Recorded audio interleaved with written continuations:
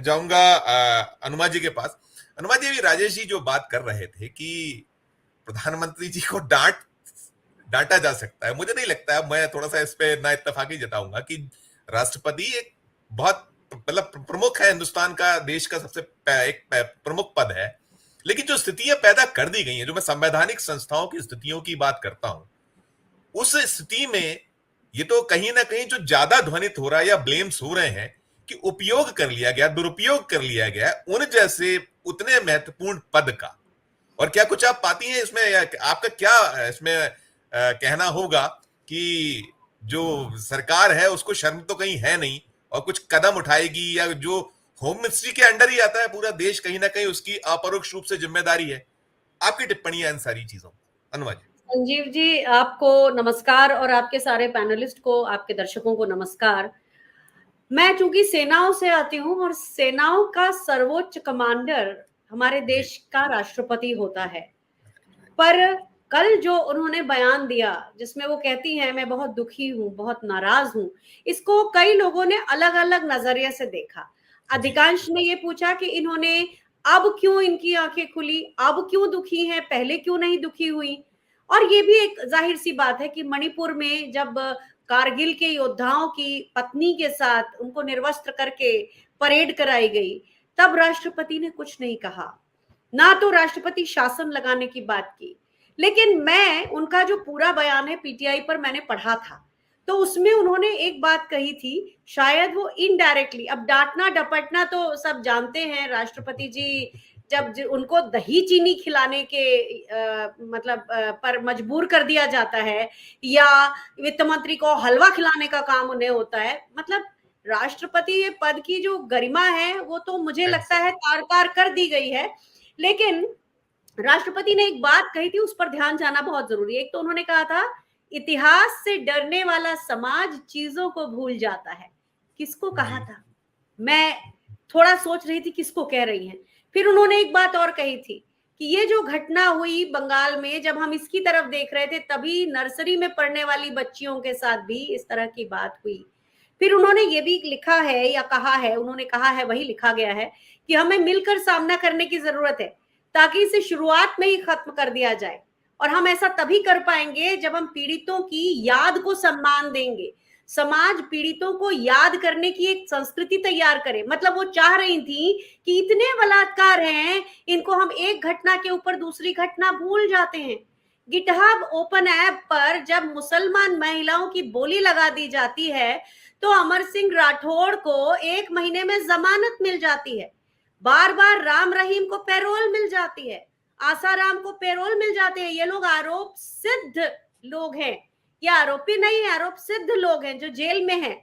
तो राष्ट्रपति ये सब देख रही हैं और उन्होंने ये भी कहा कि अगर हम इसके लिए हमें कदम उठाने पड़ेंगे, इकट्ठा होना पड़ेगा, तो उस पे शायद उनको ये मालूम है, शायद वो भी समझती जानती होंगी कि जिस आसानी से अडल्ट कंटेंट बिना किसी सेंसरशिप के सबको उपलब्ध है, चाहे छोटा बच्चा हो चाहे कोई हो, सरकार ने वहां कोई सेंसरशिप नहीं की। सरकार ने लोकतंत्र पे सेंसरशिप जरूर लगाई। तो ये सारा कुछ देखते हुए राष्ट्रपति जी को उन्होंने, मुझे ऐसा लगता है कि वो बहुत, उन्होंने इनडायरेक्ट तो सरकार को भी आड़े हाथों लिया है। डायरेक्ट उनका जो समय है, जो टाइमिंग है, उस पर हम बात कर सकते हैं, डायरेक्ट वही है। पर वो उस जगह उन्होंने फर्रुखाबाद को पर्सपेक्टिव में नहीं रखा, परिप्रेक्ष्य में नहीं रखा उन्होंने।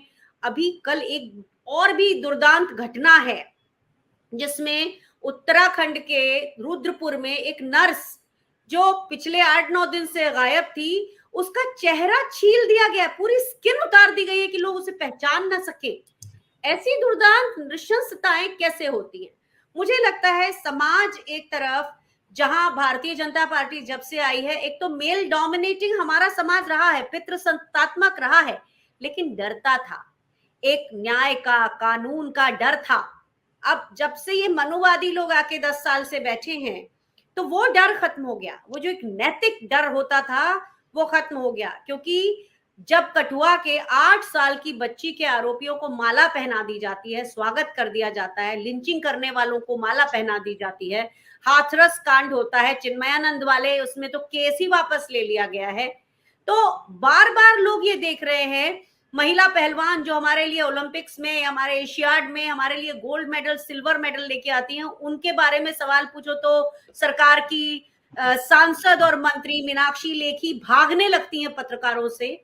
तो ये सब देखते हुए समाज का जो चारित्रिक पतन पिछले 10 सालों में हुआ है, उसके कारण ऐसा लगता है कि जब लोग ये मानने लगे हैं कि दंड ही नहीं मिलेगा, थोड़े दिनों के बाद बीजेपी के किसी नेता से दोस्ती हो जाए, तो अब क्या है, राज्य देखकर महिला अस्मिता की तुलना की जा रही है। और इससे ज्यादा दुर्भाग्यपूर्ण कुछ नहीं हो सकता इस देश में कि जहां कोई बात करे बंगाल की और वहां वो फर्रुखाबाद भूल जाए, वहां वो बदलापुर भूल जाए, वहां वो रत्नागिरी भूल जाए, अकोला भूल जाए। इन सभी में से काफी जगहों पर केवल पॉर्न वीडियोस के कारण ये सब हुआ है। कारण तो नहीं कहूंगी मैं, लेकिन वो उसको एग्रीवेट करने के काम आता है। लोग पॉर्न वीडियो देखते हैं, उसको वो कहीं ना कहीं ऐसे इंप्लीमेंट करते हैं। अभी ब्यावरा में ही हुआ है कल एक घटना, हुआ है। तो सारी घटनाएं हैं। ये पहले देखिए लोग इसका मतलब बुरा समझते थे इन घटनाओं को, अब तो सरसरी निगाह से अपने घरों जैसे लोग न्यूज में देखते हैं तो वो बोलते हैं अच्छा ठीक है ये एक और घटना हो गई। तो ये समाज का चारित्रिक पतन है। राष्ट्रपति जी अपनी बात चूंकि सरकार से नहीं कह पा रही हैं, इस तरह से कह रही हैं, एक पर्टिकुलर घटना के परिप्रेक्ष्य में कह रही हैं, लेकिन कह वो सब रही हैं जिसकी पीड़ा शायद उनके अंदर है, लेकिन जिसको कहने का उनको इस सरकार में साहस शायद नहीं। अनुमा जी, आपने सुना, आपने राजेश जी को भी सुना और आपने अजय जी को सुना। अजय जी ने बहुत एक मुद्दे की बात की, ना महिला धर्म का उन्होंने पालन किया और ना उन्हें जो प्रिविलेज प्राप्त है राष्ट्रपति महोदय, वो कुछ किया जा सकता था। तो सवाल वही है कि आप टूल ना बनिए, इसी पे बहुत ज्यादा फोकस्ड है। जो चर्चा हिंदुस्तान में बार बार हो रही है कल के बाद से, वो है इसको आप, क्योंकि कहीं ना कहीं सवाल ये उठाया कि मैं उतना नर्म नहीं हूं, अजय जी ने कहा है। क्या आपकी टिप्पणी होगी अनुमा जी? मैं सहमत भी हूं और इनकी पीड़ाओं में मेरी एक अलग किस्म की पीड़ा भी है, वो मैं आपको बताती हूँ। लेकिन उसके पहले मैं ये कहना चाहती हूँ कि महामहिम राष्ट्रपति को या तो माता जी के रोल में या दादी माँ के रोल में या बड़ी बहन के रोल में ये जो नया काम दिया गया है ना दही चीनी खिलाने का, मैं इससे बहुत ज्यादा व्यथित हूँ, क्षुब्ध हूँ बहुत। दूसरी चीज ये है कि पिछली 26 जनवरी की मुझे एक घटना याद आती है कि प्रधानमंत्री उनसे आगे बढ़ के जाने की कोशिश कर रहे थे।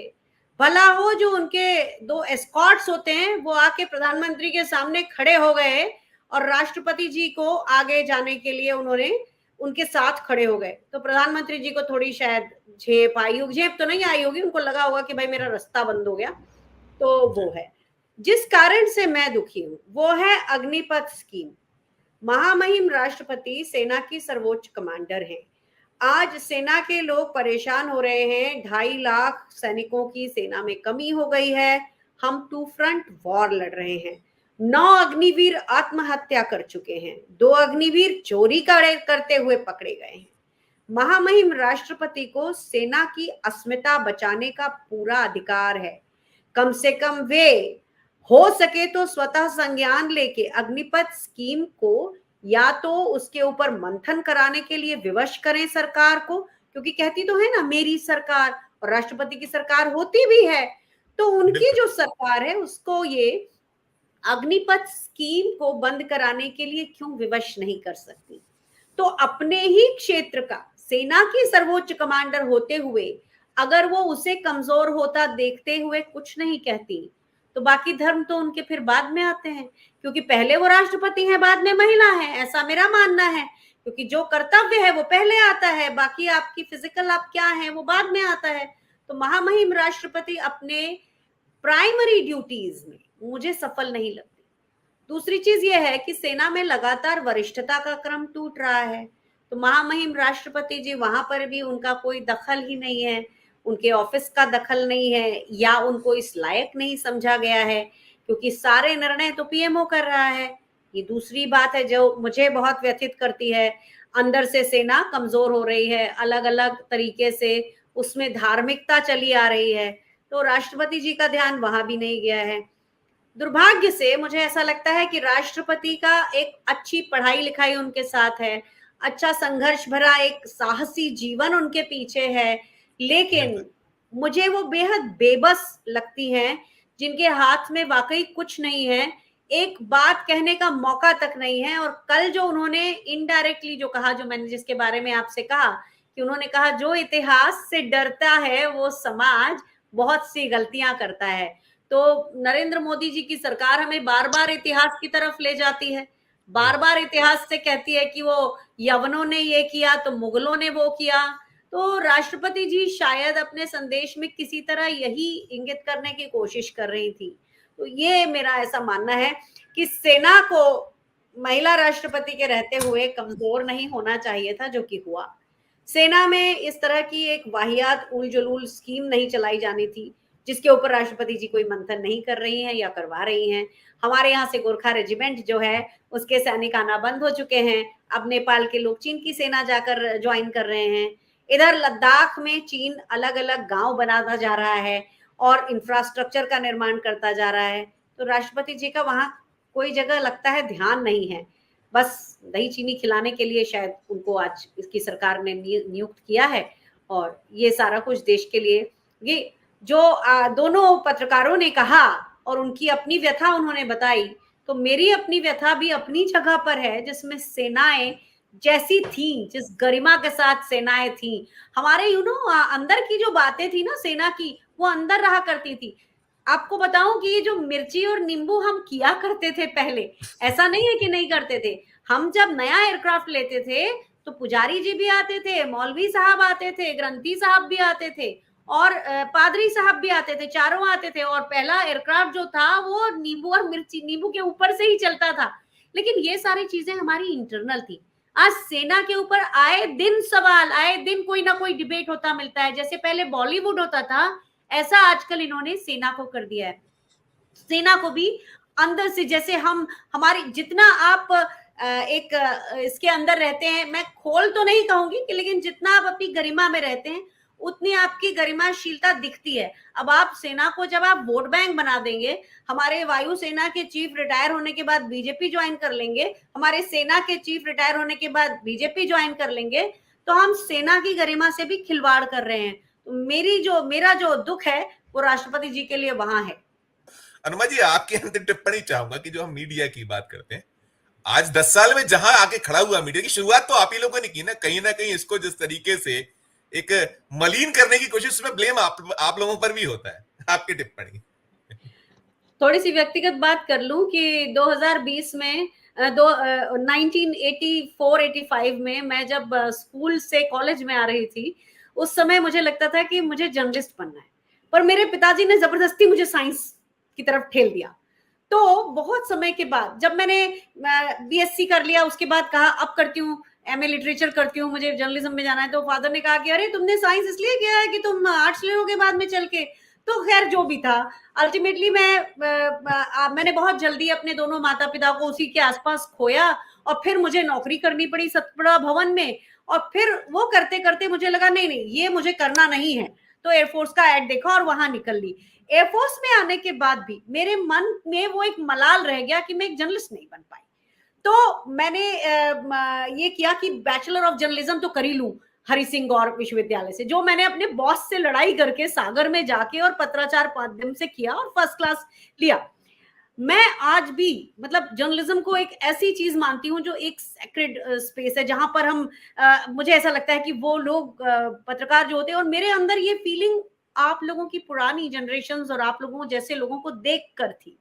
लेकिन जब मुझे खुद टीवी 9 भारतवर्ष में शुरू में काम करने का मौका मिला और 3-4 महीनों के अंदर ही पूरे चैनल को मतलब नरेंद्र मोदी जी ने एक बीजेपी के सांसद के हवाले करवा दिया, उन्होंने खरीद लिया एक एक करके। अजीत अंजुम, स्मिता शर्मा, ये सब जाते गए, हमारा भी कॉन्ट्रैक्ट रिन्यू नहीं हुआ।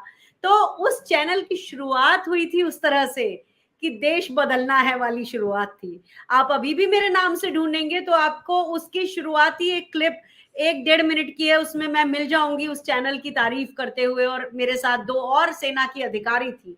तो उसके बाद जब वो चैनल गया तो फिर एक एनडीटीवी बचा था और उसके बाद फिर तो वो भी नहीं बचा। कुल मिला के गोदी मीडिया तो बन गया है। लेकिन एक चीज आप देखिए, कांग्रेस के लोग पत्रकारों से कभी ना तो डरते हैं। इमरजेंसी में लोग कहते थे कि मीडिया को क्रॉल करने को कहा गया था और वो तो सीधे क्रॉल मतलब लौट ही गया वो।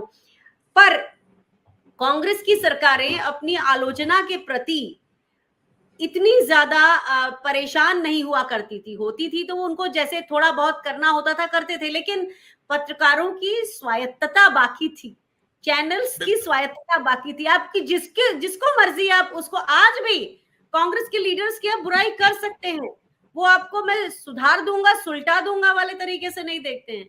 लेकिन आज का मीडिया जो है वो भारतीय जनता पार्टी के जो बीट कवर करने जाते हैं और जो कांग्रेस की बीट कवर करने आते हैं, आप देखिए वो कैसे दोनों के बीच में बड़ा एक आपको अलग अंतर दिखेगा। मैं तो यहाँ एआईसीसी में देखा करती हूँ हमेशा। तो मैं आपकी ये बात से थोड़ा सा मान लेती हूँ कि इमरजेंसी के दौरान मीडिया पर थोड़ा अंकुश था। कुछ मीडिया के लोग शायद उन्होंने आगे भी बढ़ने की कोशिश की होगी, लेकिन प्रेस क्लब स्वतंत्र था, जिसको जिसकी बुराई करनी थी वो करता था। तो आज का जो मीडिया है उसे तो आप ही लोग, जैसा राजेश जी सही कह रहे हैं, अनुमा जी राजेश भाई बैठे हुए हैं, राजेश भैया ने पूरा वो दौर देखा है और बता सकते हैं कि सच्चाई में कोई प्रतिबंध नहीं था। कहने को जरूर था, नहीं बिल्कुल नहीं था। मैं आपको एक उदाहरण बताऊं, मेरी समय सीमा समाप्त हो रही है। मैं हाँ बिल्कुल एक लाइन में यदि खत्म करेंगे। अनुमा जी आप खत्म कर लें, राजेश भैया और एक लाइन खत्म कर दें। मैं आज थोड़ा ज्यादा हो गया, टाइम ओवर हो रहा है मुझे। मैं एक बात कहूंगी कि आजकल क्या होता है कि बीजेपी के साथ में थोड़ा सा हम निष्पक्ष बनने के लिए कांग्रेस को एक आध गाली दे ही लेते हैं, तो उसलिए हम ये कह सकते हैं कि वो भी पत्रकारों को ऐसा करते थे। लेकिन आज की बीजेपी को देखिए तो सही, सेना की हालत देखिए तो सही, मीडिया की हालत देखिए तो सही। ये मेरा कहना है कि जबरदस्ती हमें निष्पक्ष बनने की जरूरत नहीं है। जो दिख रहा है उसे दिखते हुए को तो हम बोले कम से कम कि इन्होंने मीडिया को बदहाल किया है, जो मुख्य धारा का मीडिया होता था।